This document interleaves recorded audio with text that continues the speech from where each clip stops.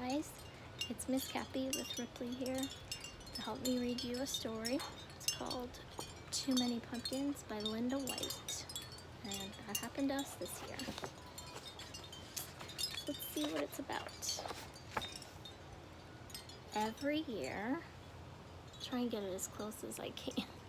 Every year at springtime, Rebecca Estelle planted just enough seeds in her garden to grow vegetables for the long winter. She planted carrots and beans, tomatoes and peas, corn and rutabagas. She grew a little bit of everything except pumpkins. Rebecca Estelle did not like pumpkins. When she was a little girl, money had been scarce. For an entire month, all there had been to eat were pumpkins. Baked pumpkins, steamed pumpkins, boiled pumpkins, stewed pumpkins, mashed pumpkins, rotten pumpkins, breakfast pumpkins, lunch pumpkins, dinner pumpkins, enough pumpkins. Ripley. When things finally improved and there was more money to buy food, Rebecca still decided she would never eat pumpkins again, or even look at one. Not ever. She'll be back. And she didn't. Until... That's a pretty illustration. Like that one? Can you see it? One autumn day, long after Rebecca Estelle's hair had turned snowy white, she was raking the leaves that fell each fall from her black walnut tree, and her cat, Esmeralda, she's a pretty calico, was scattering them just as quickly, because it's fun. All of a sudden, the pumpkin truck passed by. Oh, she heard it coming, and she knew what it was. It rumbled by at harvest time every year. She turned her back and concentrated on picking up the last fallen leaf. She managed to ignore the truck until...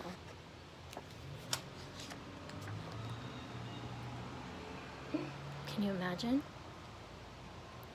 Splat! An enormous pumpkin tumbled off the yard and tumbled off the truck and into the yard and smashed into slimy orange smithereens all over the edge of her yard. "Come back here and get this pumpkin," she yelled, but the driver sped away.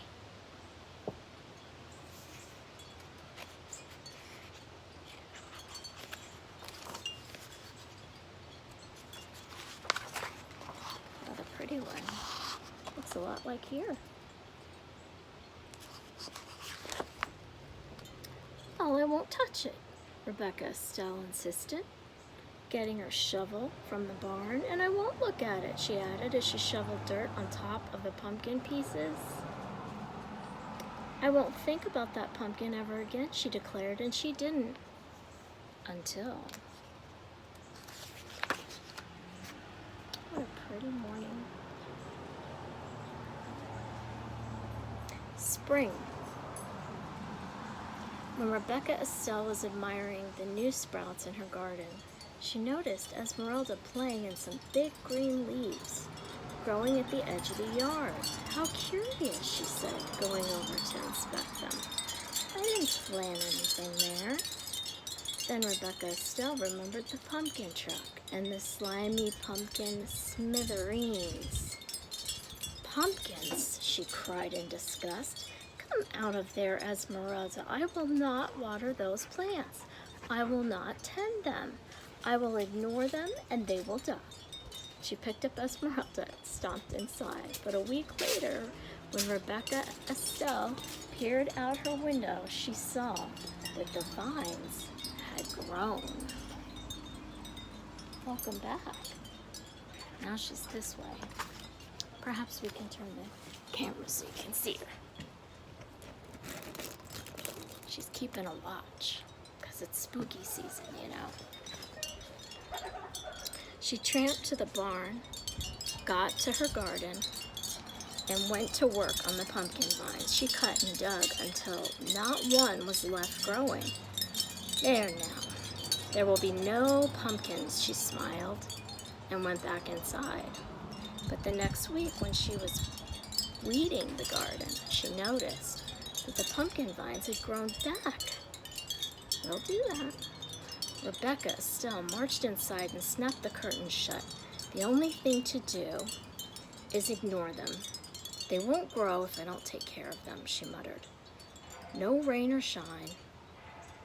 All spring and summer, she never looked out the front window. She used only the back door and never even glanced toward the vines. Neither did Esmeralda. She knows what makes her mom happy.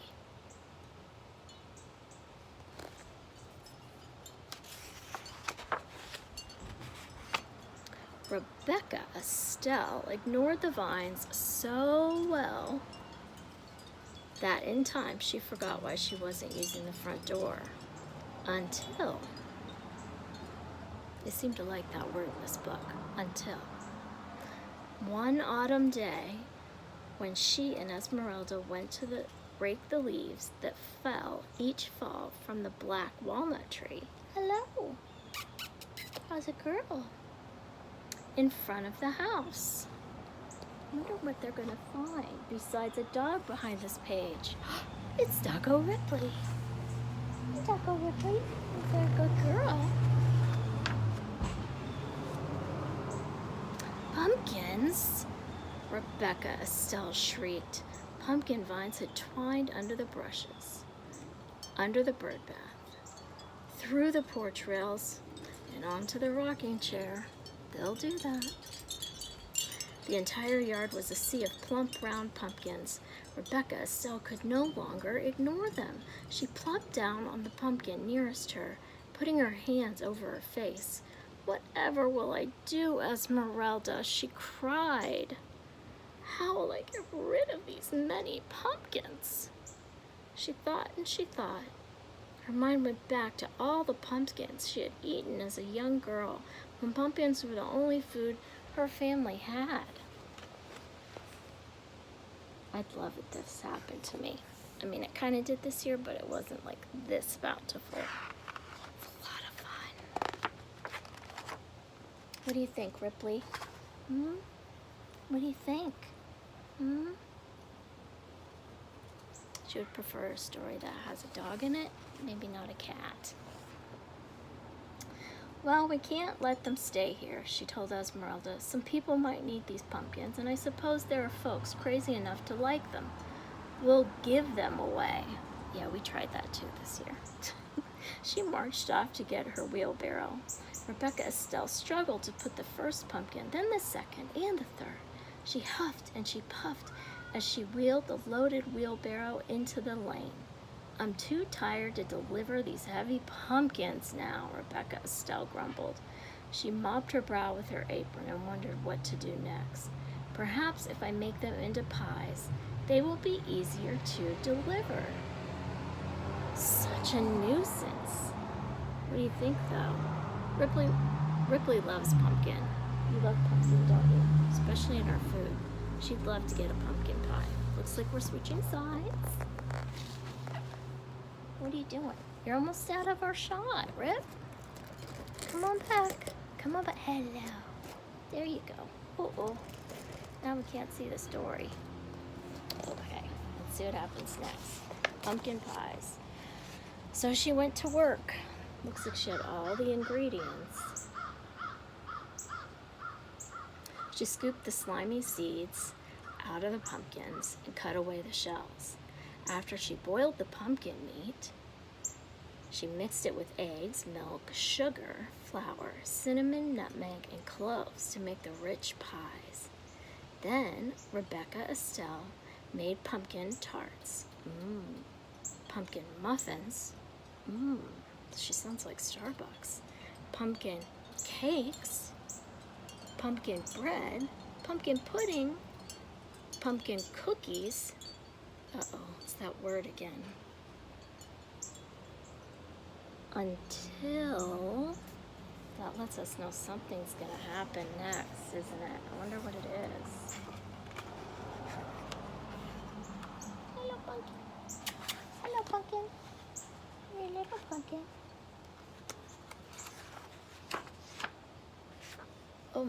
Oh my goodness. Look at her kitchen.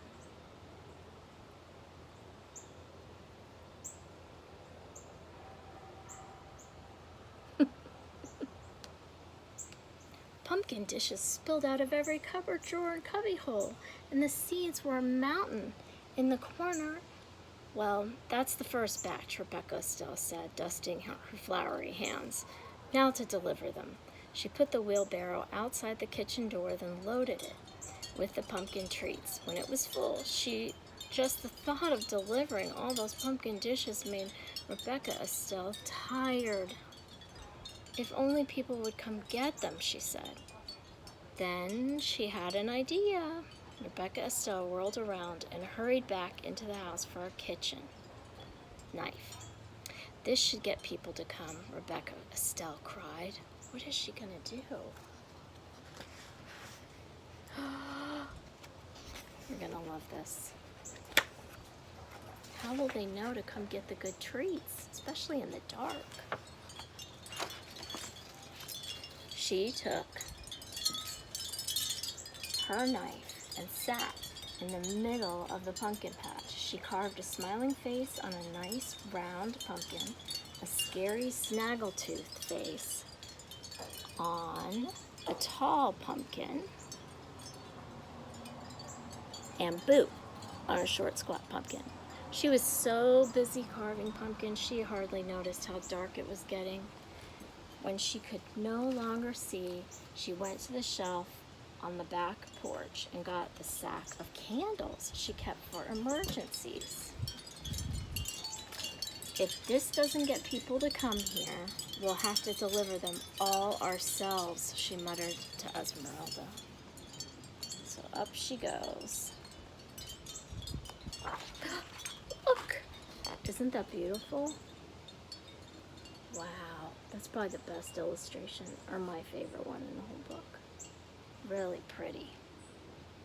I don't know how she did all that work herself. Martha Stewart? Rachel Ray?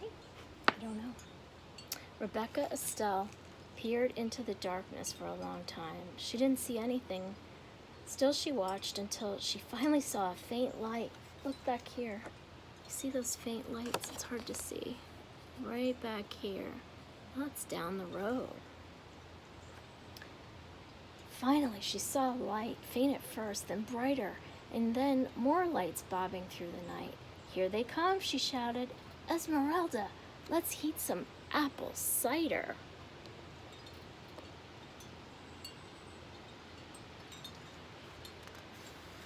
Do you like apple cider?